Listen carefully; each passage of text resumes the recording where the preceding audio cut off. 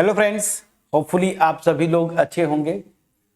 तो फ्रेंड्स, हमने जो लास्ट वीडियो में देखा कि इन जनरल दो सब ग्रुप्स का जो यूनियन होता है ना, वो सब ग्रुप इन जनरल नहीं होता।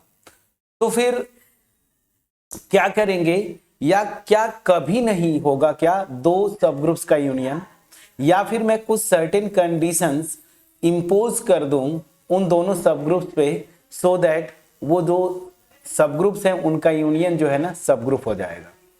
तो यस फ्रेंड्स, यहाँ पे एक कंडीशन है और वो कंडीशन यूनिक है। मतलब यहाँ पे जो स्टेटमेंट है, हम थ्योरम करने जाएंगे कि एक कंडीशन है, अगर उस कंडीशन को वो सब ग्रुप सेटिस्फाई करते हैं ना, तो उनका यूनियन सब ग्रुप हो जाएगा। और ये जो थ्योरम है, इसका प्रूफ जो है आपको अक्सर एग्जाम में मैंने देखा, होम एग्जाम्स में प्रूफ्स में आए हैं।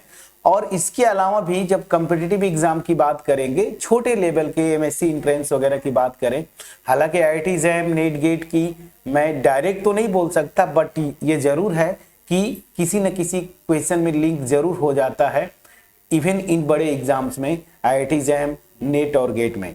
और ये रिजल्ट क्या बोलता है, देखिए आपके एग्जाम की अगर मैं बात बोलूं तो स्टेटमेंट दो तरीके से पूछता है। एक मैंने इस क्रिस्टल क्लियर वे में आपको यहाँ पे दोनों स्टेटमेंट, मतलब एक ही थ्योरम है, स्टेटमेंट का मतलब भी एक है, लेकिन इसको दो तरीके से आपके एग्जाम में पूछा जाता है।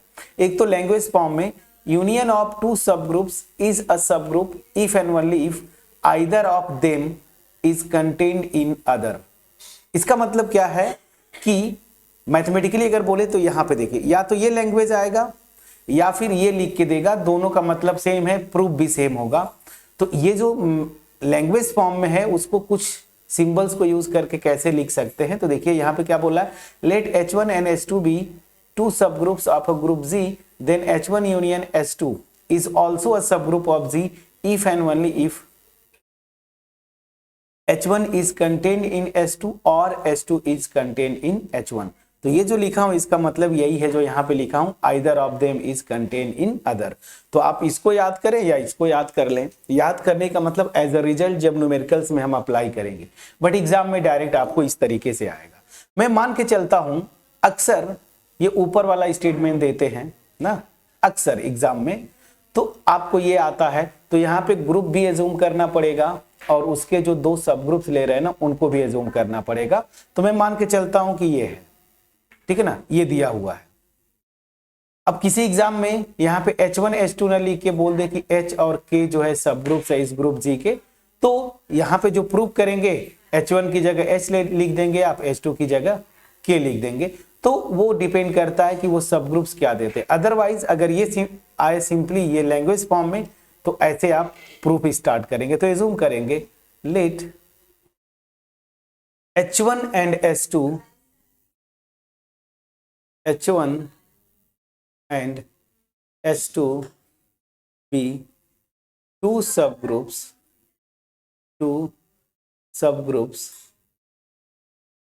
of a group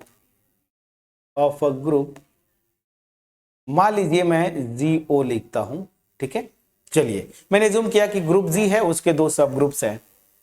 अब प्रूफ क्या करना है कि इनका यूनियन सब ग्रुप होगा इफ एंड ओनली इफ, ठीक है ना, ये कंडीशन सेटिस्फाई हो। तो पहले मैं ये मान लेता हूं ये condition. So let H1 is contained in H2 और H2 is contained in H1, ठीक है ना, मैं ये मान के चलता हूं। अब चूंकि कोई एक लेके पहले चलेंगे, दोनों साथ लेके चलेंगे तो थोड़ा सा कॉम्प्लिकेटेड हो जाएगा प्रूफ। मैं एक बार ले लेता हूं कि चलो H1 सबसेट है S2 का। सेट थ्योरी का कॉन्सेप्ट है, अगर थोड़ा सा आप ध्यान दें, अगर मैं इसको G लेके चल रहा हूं, ठीक है ना, H1 कंटेंट है S2 में, मतलब क्या है कि एज अ सेट ये S2 बड़ा हो जाएगा ना, उसके अंदर H1 आ जाएगा। अब ध्यान दीजिए जब यूनियन लेते हैं तो ये बड़ा पोर्शन आता है, मैंने ये बताया है सेट थ्योरी में कई बार, ठीक है ना। तो इनका यूनियन क्या आ जाएगा, बड़ा वाला पोर्शन, मतलब S2। तो वही मैं लिखने जा रहा हूं। सो लेट दिस, अगर ये होता है सो दिस विल इंप्लाई, इन दोनों का यूनियन क्या हो जाएगा फ्रेंड्स, ऑब्वियस ही बात है H2। और ध्यान दीजिए H2 जो है पहले से मैं मान के चल रहा हूं सब ग्रुप है, दैट मीन्स क्या हुआ, H1 यूनियन H2 जो है वो सब ग्रुप हो गया। सो this will imply H1 union H2, ठीक है ना, is a subgroup of G। Reason लिख देंगे, सिंस H2 को मैं पहले से ही मान के चल रहा हूं कि ये G का क्या है, सब ग्रुप है, ठीक है ना, पहले ये मान लिया मैंने। अब मैं यहां पे अज्यूम करता हूं if H2 contained in H1 ना, ये भी तो कंडीशन है ना कि या तो ये होल्ड करे या तो ये है ये होल्ड करे। तो सेम लॉजिक से जो मैंने यहाँ ग्राफ से बताया था, वेन डायग्राम से, अगर ये होगा सो this will imply H1 union H2 क्या हो जाएगा फ्रेंड्स, बड़ा वाला पोर्शन क्या है, H1। अगेन H1 जो है चूंकि यूनियन H1 के इक्वल हो जाता है, H1 में मान के चल रहा हूं सब ग्रुप है, so this will imply H1 union H2 is subgroup of G। Reason again लिख दीजिए, since H1 is subgroup of G। तो इधर वाला पोर्शन प्रूफ में बहुत इजी था कि अगर ये कंडीशन दोनों में से कोई एक कंडीशन सेटिस्फाई करे तो उनका यूनियन जो है सब ग्रुप हो जाएगा, ये बहुत इजी था। मेन जो पार्ट है वो इधर वाला, मैं सब ग्रुप लेके चलूंगा और दिखाऊंगा कि ये कंडीशन सेटिस्फाई होगा। इसके लिए बहुत आसान तरीका है, थोड़ा सा बस आप समझ के चलेंगे। तो चलिए अब मैं एज्यूम करूंगा क्या कि यूनियन जो है ना सब ग्रुप होगा, तो ये मुझे प्रूव करना है। So conversely assume that H1 union H2 is subgroup of G। मैं मान के चलता हूं कि चलिए ये सब ग्रुप है। हमें प्रूव क्या करना है कि या तो H1 कंटेन होगा H2 में या फिर H2 कंटेन होगा H1 में, ये लेके चलिए। ये हमें एक्चुअली क्या दिखाना है। अब ध्यान दीजिए, कभी कभी प्रूफ जो होते हैं ना कॉन्ट्राडिक्शन से प्रूफ होते हैं, जैसे ये वाला प्रूफ इस पार्ट का। कॉन्ट्राडिक्शन क्या होता है, ध्यान दीजिए, हमें दिखाना क्या है, अगर ये होल्ड करता है तो ये कंडीशन होल्ड करेगी, ठीक। तो कॉन्ट्राडिक्शन मतलब क्या होता है कि मैं मान के चलूंगा कि चलो ये कंडीशन होल्ड, क्या ये कंडीशन होल्ड नहीं करता, मतलब ना ही H1 सबसेट है H2 का, ना ही H2 सबसेट है H1 का, तो मैं दिखा दूंगा कि ये भी सब ग्रुप नहीं होगा, ठीक है ना। इसको बोलते हैं एक इक्विवेलेंट स्टेटमेंट ना, इसको बोलते हैं क्या, equivalent statement. P implies Q अगर है तो इसी का इक्विवेलेंट स्टेटमेंट क्या होता है, minus Q imply minus P। तो बस हम यही दिखाएंगे, ठीक है, समझ में आ गया कि नहीं। तो अब मैं जो दिखाना है वो मैंने आपको बता दिया, तो मैं ये मान के चलूंगा कि चलो भाई ये ट्रू है, तो क्या लिखेंगे, इफ पॉसिबल। ऐसे प्रूफ में ऐसे लिखते हैं, इफ पॉसिबल। अच्छा चलिए मैं यहाँ पे थोड़ा और इजी कर देता हूँ, we have to conversely assume that this. अब मैं यहाँ पे लिखता हूँ we have to show that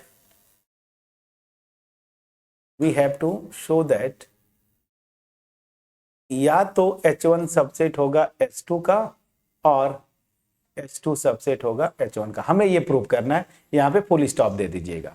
अब मैं मान के चलता हूं चलो ये होल्ड नहीं करता, इफ पॉसिबल लेट ना ही H1 सबसेट है H2 का, ठीक है, ना ही H1 सबसेट है H2 का एंड ना ही H2 सबसेट है H1 का। चलिए मैंने ये उल्टा मान लिया, ठीक। अब उल्टा मान लिया तो ध्यान दीजिएगा सबसेट नहीं है, इसका मतलब यही है ना कि इनमें कोई भी एलिमेंट कॉमन नहीं है, या कुछ एलिमेंट कॉमन हो सकते हैं। तो कोई एलिमेंट नहीं, कुछ एलिमेंट कॉमन हो सकते हैं। तो मैं जो बताना चाहता हूं इस केस में थोड़ा सा सेट थ्योरी का अगेन यूज करेंगे। मैं क्या बोल रहा हूं कि पूरा कंटेंट नहीं है। तो मान लीजिए मेरा ये H1 है और मान लीजिए ये H2 है, कुछ एलिमेंट्स कॉमन हो सकते हैं लेकिन सारे के सारे एलिमेंट्स H1 के H2 में नहीं आएंगे अगर ये कंडीशन होल्ड करता है तो ना, ये वाला। तो इसका मतलब क्या हुआ कि H1 का कुछ एलिमेंट इधर ये वाले जो है ना वो जो है H2 में नहीं होंगे। H2 में कौन से एलिमेंट होंगे, ये कॉमन पोर्शन जो इंटरसेक्शन में आएंगे। लेकिन इधर वाला पोर्शन, इसको मैं ग्रीन कर देता हूं ताकि आपको कंफ्यूजन न रहे। ये ग्रीन वाले पोर्शन जो है इरेज कर दो पहले, ये ग्रीन वाले पोर्शन जो है H1 के वो H2 में नहीं होंगे। दैट मीन्स क्या हुआ कि अगर मैं ये बोलता हूं तो इसका मतलब यही होता है सेट थ्योरी से कि कम से कम एक एलिमेंट H1 का होगा जो कि H2 में नहीं होगा। इसका मतलब यही होता है। तो चलिए वही से लेके चलता हूं। तो since H1 is not subset of H2 ना, सो इसका मतलब क्या हो गया, देयर एग्जिस्ट, इसको क्या बोलते हैं, देयर एग्जिस्ट, कम से कम, देयर एग्जिस्ट कम से कम एन एलिमेंट मैं मान लेता हूं A, element A belongs to H1 such that A जो है H2 में नहीं आएगा। इसका मतलब तो ये फ्रेंड्स ना, अगर ये सबसेट होता है इसका मतलब क्या, बाय डिफिनीशन सेट थ्योरी से कि H1 का हर एक एलिमेंट H2 में आएगा, लेकिन चूंकि सबसेट है नहीं तो एक एलिमेंट कम से कम ऐसा होगा जो कि H2 में नहीं होगा। ये समझ में आ गया। ऑल्सो यहां पे और लिखिए, ऑल्सो एज H2 भी जो है सबसेट नहीं है H1 का, इसका मतलब यही होता है कि देयर एग्जिस्ट एन एलिमेंट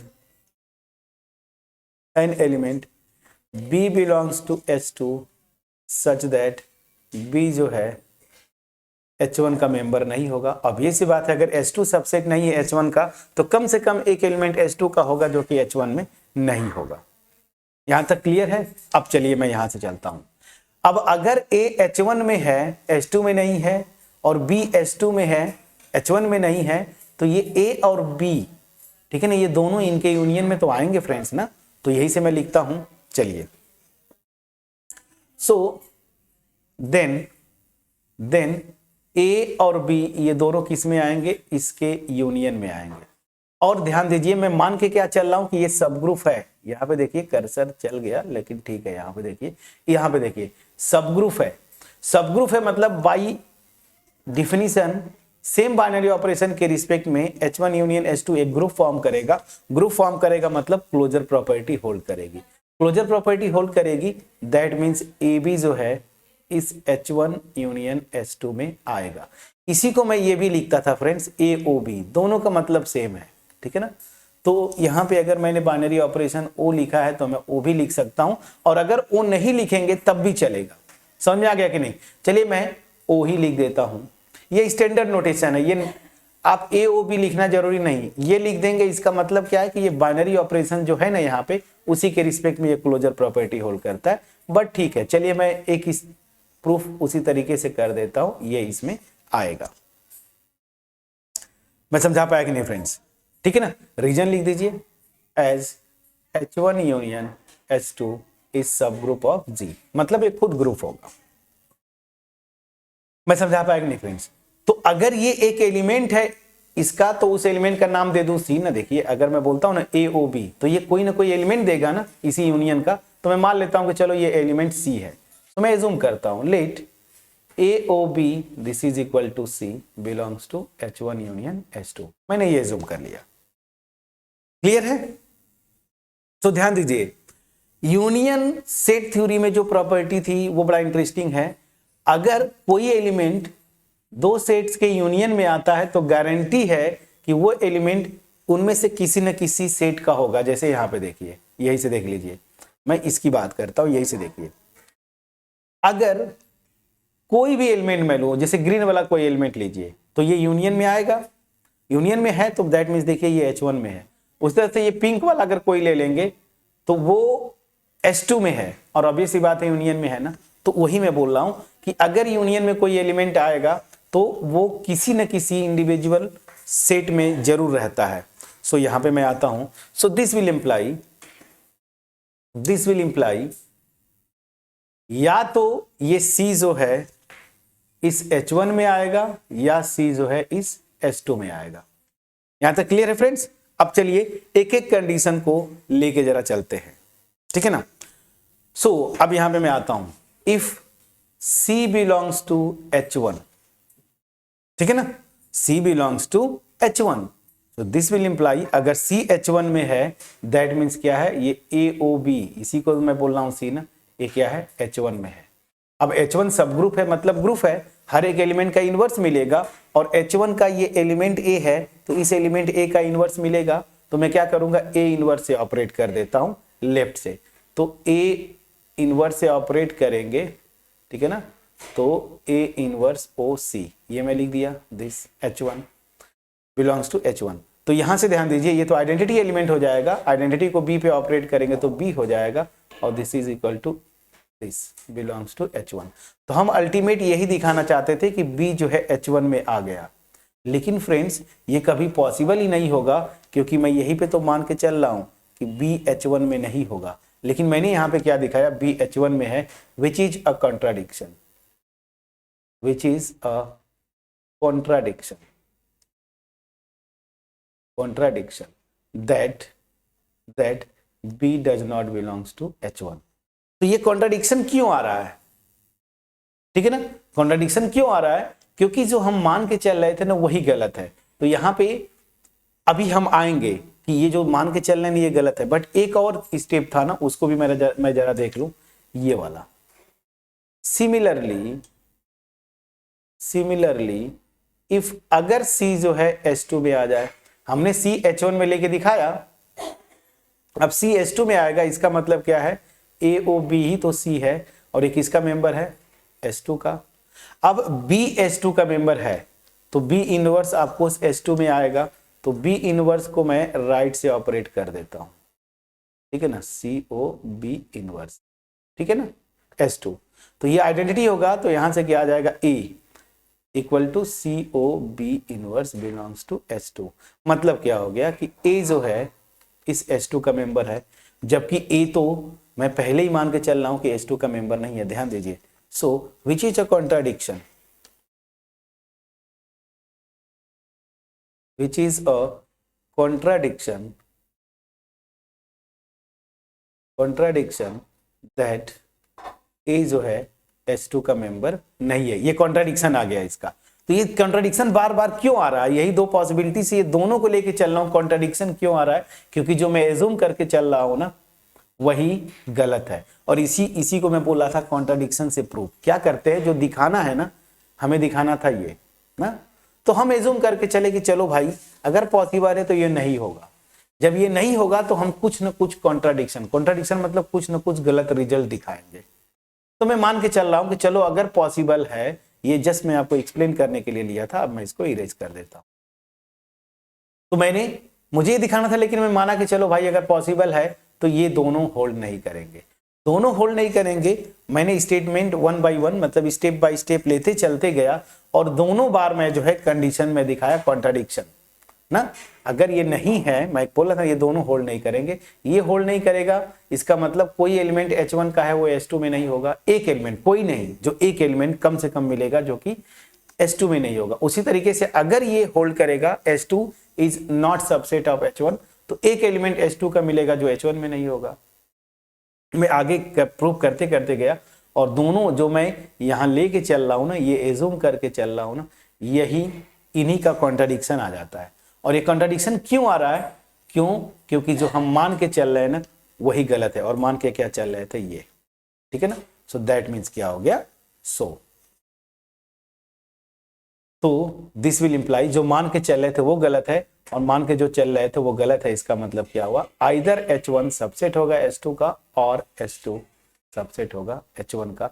यही आपका प्रूफ हुआ। तो एक आसान था प्रूफ, एक इंपॉर्टेंट थ्योरम का प्रूफ हमने किया। नेक्स्ट वीडियो में हम करेंगे साइक्लिक ग्रुप्स हम स्टार्ट करेंगे, ठीक है ना। नेक्स्ट वीडियो में हम साइक्लिक ग्रुप्स स्टार्ट करेंगे, वहां पे सबसे पहले हम order of an element start करेंगे, फिर उसके बाद साइक्लिक सब ग्रुप्स पे बेस्ड जो थ्योरम्स रिजल्ट्स हैं उनको करेंगे।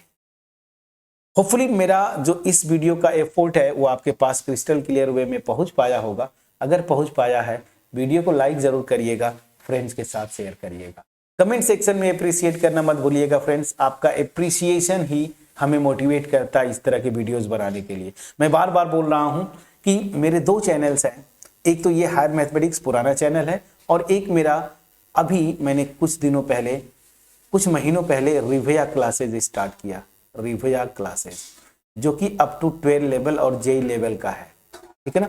तो दोनों चैनल्स को साथ साथ हैंडल करता हूं, और मेरा मोटिव यही है कि मास में लोगों के पास क्वालिटी वीडियोस पहुंचाएं। तो मेरे मोटिव में आप प्लीज सहयोग करें। सहयोग करने का मतलब यही हुआ, जब भी वीडियोज अच्छी लगे वीडियोस को लाइक करें, फ्रेंड्स के साथ शेयर करें, और कमेंट सेक्शन में जरूर अप्रिशिएट करें। दोनों चैनल्स पे आप देखें। हाँ, अगर आपका अप टू 12 लेवल कहीं पे भी किसी भी टॉपिक पे कॉन्सेप्ट गड़बड़ है, आप रिव्या क्लासेस यूट्यूब पे सर्च करें, वहां से जो भी वीडियोस देखना है अप टू 12 लेवल आप वहां से देखें, कॉन्सेप्ट को क्लियर करें। और यहाँ पे भी अगर वीडियोज अच्छी लगती हैं तो चैनल को जरूर सब्सक्राइब करें और मेरे मोटिव में आप हेल्प करें। सो मिलते हैं नेक्स्ट वीडियो में, जहां पे हम स्टार्ट करेंगे साइक्लिक ग्रुप्स। तब तक अपना ख्याल रखें, पढ़ाई करते रहें। Thank you for watching my videos में।